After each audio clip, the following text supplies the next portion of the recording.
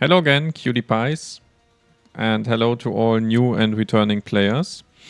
I wanted to make this video because we are regularly helping Mokokos and organizing learning parties, and there were a couple of questions which maybe are also interesting for you, especially about the topic of gatekeeping, because the topic of gatekeeping in Lost Ark is always present. It's present for new and returning players, but also for veterans, depending on their alt gear or all the different reasons there are for gatekeeping. But let's be honest, the people who are most affected are definitely new and returning players because of the different reasons I want to go into now.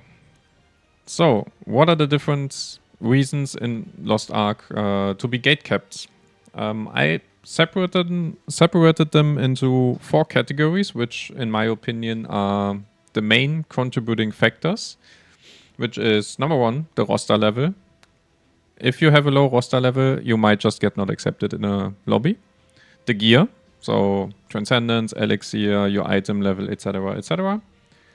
Title and achievements, also a big factor. And then, last but not least, the card system. So let's start with the roster level. In my opinion, it is not the main reason why you are being gatekept, but it is definitely a contributing factor which will affect if you are accepted or not. So if all the other 3 categories are bad and your roster level is also low, then there is a high chance that this plays into the equation. Compared to someone who is applying, doesn't have the best gear, but he's roster level 300 something, then this person might actually be accepted in a party versus someone with a lower roster level. So what can you do to increase your roster level? Many people do not really like to do the horizontal content, but it is quite a chunk of roster XP if you take the effort and do it. It is definitely very time consuming, so you got to think if you really want to prioritize this over maybe some of the other categories, which we go in a little bit later. Also, since the update of Tier 4, they increased the roster XP you get if you're on a lower roster, if you're right now on a lower roster level. So if you do this now, you might even double profits from doing all these collectibles. Then, of course, you have to do all your Una's tasks, Chaos Dungeons, Guardian Raids, but this gives you a stable income of experience over time, but there is no fast answer. If you want to get quite a good chunk a little bit faster, you can do the towers, the lower level ones. I think they're called Fate Spire and Shade Spire for the Tier 1 and Tier 2 materials. Because at the time where we didn't have the boost, they gave you like half a level of your roster. And if you run them now with 2-3 of your characters, you might actually push your roster level a little bit up, a couple of levels. And last but not least, very obvious one, play the game. Because everything that you do in the game, all the activities you participate in give you roster experience. So, yeah, not much to say about this. Now let's come to the main reason I would say I personally are gatekeeping. Your gear. If I see someone applying for a raid and they do not have the sufficient gear, what I believe someone needs to clear the raids, then I'm not going to accept that person. It might be that this person is just a Omega Giga Chat. He has the best golden hands and will pump damage like a crazy person. But he's playing with, I don't know, just let's say super under-geared. Then I will just not take him because I only have the information in front of me and he's not getting in. But while we were organizing these learning parties and talking to new and returning players, it actually came out that many are not really sure what the requirements are for a raid. And then they apply to a raid, are not accepted, sometimes just because they're under-geared and get frustrated of the gatekeeping, even though in this particular moment, it is absolutely justified that you're not being accepted to a raid, because based on the gear, you will not do enough damage. This is why I prepared an overview. I will go through some of the raids very quickly because they're not really in the rotation anymore, but you can always pause the video and just have a look. Let's start with our lovely Pelchaza, which almost killed the game 1.5 years ago, if I'm not mistaken. Where level 7 jumps are sufficient. LOS 18 and Deep Dive 30 are also completely fine. Going over to Kyangle, it's pretty similar. KLC 18 is good enough if you have it. If not, Deep Dive 30 also works. And again, the level 7 gems from tier 3 are also good enough. And you get them nowadays for free if you get the solo content, so this should be fairly easy to achieve. Same goes for Arcan normal mode. There is not really any difference in the requirements. But when you go for Arcan hard mode, it changes and you should have your first level 9 gems, at least for the damage piece. And ideally, I would say for every gate after gate 1, you have LOS 24, because you do the extra damage. And here for sure, the reality is that if you open an Arcan hard mode lobby, or want to join an Arcan hard mode lobby without LOS 30, you might have issues finding a lobby, because the raid is not in the rotation anymore and there's not so many people playing it. For tower, the requirement is a little bit easier again. Level 7 gems, good enough. Deep Dive 30 is actually more damage than LOS 24, so this is also completely fine.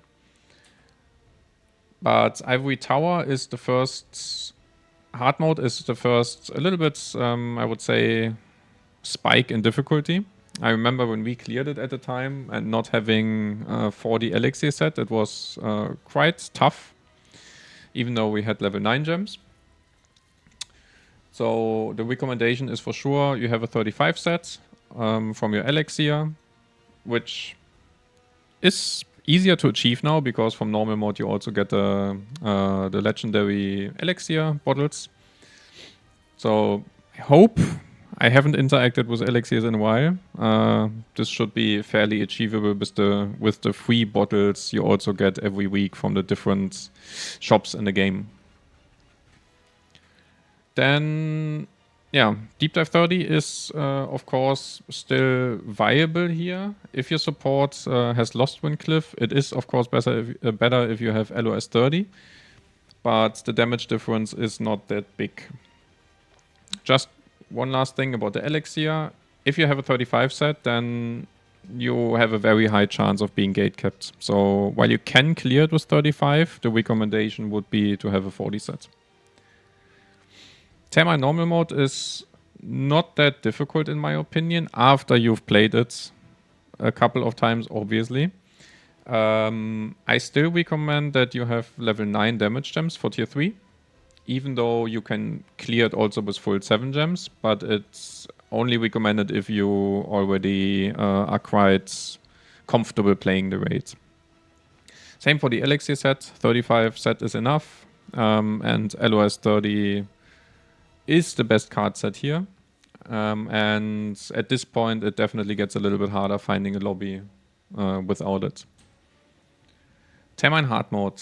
This is also quite a difficulty spike, especially when you just start doing the raid. It is very similar to normal mode, but the damage requirements gets higher. So my personal recommendation is definitely that you have your first tier 4 level 9 damage gems. LOS 30 should be already active at this point, a 40 elixir set. And then for Transcendence, when it came out, we cleared it without having 7 Transcendence because you needed to do gate 3 to actually unlock it. So we only had like level 3, if I remember correctly at the time. And the level 3 Transcendence is only giving you around a 3 to 4% damage increase. That's why you can do it without Transcendence if you want. It will be quite rough. But because after you clear normal mode, you can already go for level 7 Transcendence. Try to go for chest and pants on level 7.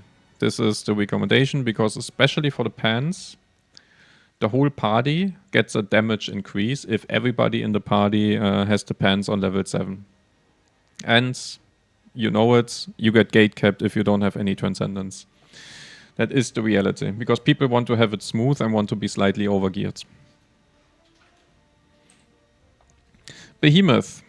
I think this is the raid where I see the most people applying with gear that is absolutely not viable for this raid, except number 1, you know the raid perfectly. Number 2, you're overgeared, or you have some giga juicers in the lobby who are already 1680. But many people apply here without any transcendence, 35 sets, and also event gems. And when I see this, I immediately know in my head, when we went through it in the first week and we tried to clear it without any transcendence, it's just giga painful. Especially if you don't know the raids very well. You have electricity max all the time, then you have less DPS windows. All that said, have some tier 4 level 7 level 7 damage gems. Go for 40 elixir sets and make sure that you have your chest and pants transcendence level 7. If you have these 3 things, then I would say you will be accepted in most of the lobbies. Of course, the only negative part here is the title. If there is an X10 lobby and you don't have the title, you will still not be accepted. But in terms of the gear requirements, this is definitely enough. And last but not least, the Deep Dive 30 is higher damage than LOS 24. So if you don't have LOS 30 at this point, you can play Deep Dive. I personally don't gatekeep for Deep Dive in Behemoth, but there is for sure people who will press the decline button. But we come to that crappy system a little bit later. So for Echidna normal mode, the requirement is not that high, I believe. It's relatively easy to clear, especially Gate 1, where you just need some tier 4 level 7 damage gems for your main skills, LOS 30, 40 elixir sets, transcendence, not needed in normal modes, but of course nice to have. For hard mode, it gets definitely harder, haha. You need more tier 4 level 7 gems, especially if you're not so comfortable with the raid. LOS 30, 40 elixir sets, and transcendence 2 pieces, again chest and pants, are great here. It makes it much easier. We at the time cleared it with full transcendence on item level, but now that you have the T skill and everything, it's definitely clearable only with 2 pieces on level 7. One thing I want to add before I come to air gear is that everything I'm saying is my recommendations of what gear you have. If you feel more comfortable with the raid, of course you can clear it with less or lower gear, let's say. But again, if someone applies, I don't know if you're comfortable with the raid and you apply with anything that is lower than level 7 tier 4 level 7 tier 4 gems in a hard mod lobby, I will not accept you because I don't know. I don't have more information, and in my belief, this is what is required to quite smoothly clear the raid. So, air gear, the newest raid in the collection. Normal mode is, in my personal opinion, and I think many people made videos about it, very beginner friendly. It is not super hard to clear, especially Gate 1. Most people are saying they just needed a couple of tries to clear normal mode for the first time. So full tier 4 level 7 gems are enough. You don't need anything higher. And, you know, having all your characters full tier 4 level 7 is already quite challenging. For the elixir set, full transcendence level 7 is for sure required here. You don't necessarily need the weapon, but you might be gate capped if you don't have the weapon. And, of course, LOS 30. Air gear hard modes. You need level 8 gems here. The damage checks are definitely tight before you turn on Arc passive. So you can't really go into this raid and accept to clear it with level 7 gems. So if you don't have 8 gems, don't hone your character up and work on the gems first. Yeah, For the elixir sets, I probably don't have to mention it anymore. Full Transcendence level 7, including the weapon. You need to be fully juiced here, especially if you don't have Arc passive ready. Let's say you do Aegir normal mode for a couple of weeks, and you have your Arc passive ready, and then hone your character up, you can definitely clear it with less. But if you don't have it, then this is definitely what you should be looking for. Yeah, this is it for the raids. Then I have to go into the title and achievements, and there is not really an easy answer to how you get the title or the achievements, except you want to pay a bus. But I would highly advise you to not buy buses because it's just hurting you in the long term, in my personal opinion. When we started playing the game, I think it was about 5 months after the game came out, we had the same struggles many people have right now. We tried to find Argos parties with our alts, but we were not really geared enough. So at this time, we also thought like, okay, just buy 1 week a bus for 2 of our characters. But what is happening then? You pay the bus, and then you don't have gold to hone your character up or to buy accessories or to do whatever you need to do to improve your character. And then you end up having the title and you didn't even learn the raid properly. This is also a big disadvantage. We are always going through the learning experience for every new raid, and it is so valuable to have this experience because you just benefit from it in the long run. So my advice is don't buy a bus. If you still go for it, that's obviously your decision. But I don't really see the big upside for why you would go for it. So that said, what can you do to get help? I would say you can try to find other new returning players and organize parties. For example, use the Mokoko Elb Discord server of your region. There's one for Europe Central. Also in the Lost Ark Discord, there is a looking for party and a help thread. There's also people who offer to be a mentor. So there are all these different places where you can find people who are willing to put time and effort in to help you.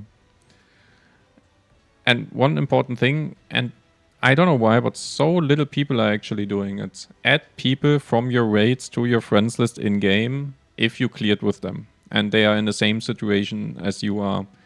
Add them, go for the same group next week again, and then slowly build up your title. Especially now in Aegir hard modes, people are actually doing it a little bit more because they want to connect with subs because there's the giant sub shortage. So this is definitely something you wanna go and do. Also, there are some guilds which are encouraging your players to join and help them. So also something you should look out for. And very important, don't be afraid to ask people for help.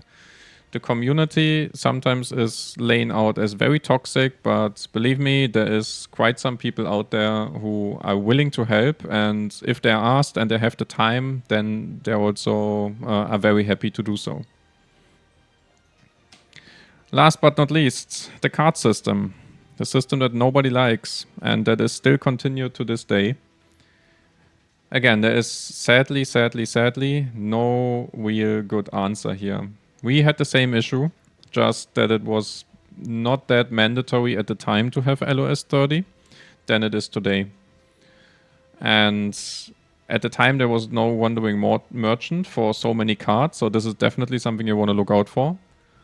Really, I know it sounds stupid. You have to log into the game every 6 hours to check if the Wandering Merchant has potentially one of the cards you need. Sadly, it is one of the most efficient things you can do to look out for it and really to try to get these valuable cards, which they are sadly, to get your set full. Also, run all Abyssal Dungeons for card runs, but it is very time intensive. Also do Legion raids in Argos if you have the time. I can tell you we did this for weeks with 6 characters at a time to get KLC 18 and LOS 30, and it is painful. As I'm not going to sugarcoat it in any way, but it is sadly the most, not the most efficient, but it's pretty much one of the few ways where you can get additional cards without spending money, and that I would not advise anyone to do. Also run the weekly Abyssal Dungeon. They can also drop legendary selectors. They are even more valuable. Of course, if in the end you have to bid for it, it can be a little bit expensive, but the value you get in the long term out of having LOS 30 is a lot. And nowadays they're also not that expensive anymore. I remember my lovely wife buying the last card pack she needed for 40,000 gold in an Abyssal Dungeon run. That was really painful, but she had LOS 30 afterwards, and we were happy. So it didn't matter in the end. And then, last but not least, don't open your select card packs unless you can finish LOS 30, because that is a mistake players in the past definitely did. Just going ahead and upgrading a couple of your lovely peeps like Way, and then you get a weight drop, and you don't need Way anymore. So not really a good way of working towards your LOS 30. So all that said, guys, it is sadly there is no microwave way of not being gate capped, but there are a couple of things you can do, and I would highly advise, if you have the time to put into the game and you really love it and you want to keep continuing to play it, then try to go for the card system first. The gear will come kind of automatically because weekly you make gold, but the time invest for the roster level for doing all this content, in my opinion, it's not worth it. As soon as you have LOS 30 and you slowly gear up your character based on the requirements I made here, then you will definitely experience a much better time in the game, and you will see that more and more lobbies will accept you. But it is not a game you can just play for an hour here and there. If you really want to continue playing it in the long term, you will have to put the hours in. And for me personally, all this grinding, it is sometimes a bit frustrating, but I love a good grind. And yeah, now we have a fully built roster, we have LOS 30, and it was absolutely worth it because we are still enjoying our time in the game. And that's it for today. Thank you very much for watching. I hope it could help you a little bit, especially the piece about the gear requirements, because I feel like from the feedback we gotten, this is a part which seems to be quite unclear about a lot of new and returning players. I would love if actually AGS would put something in the game that whenever you want to check out a raid, that it also gives you a similar explanation of what you might need. But until that day, I hope this was very helpful, as said before.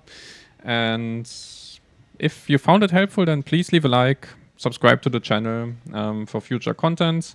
I try to make more guides for these kind of topics, because I really believe that the game can only be successful in the long run if there are new and returning players who also enjoy the game, because there will always be people quitting, and I don't want to have a dead game.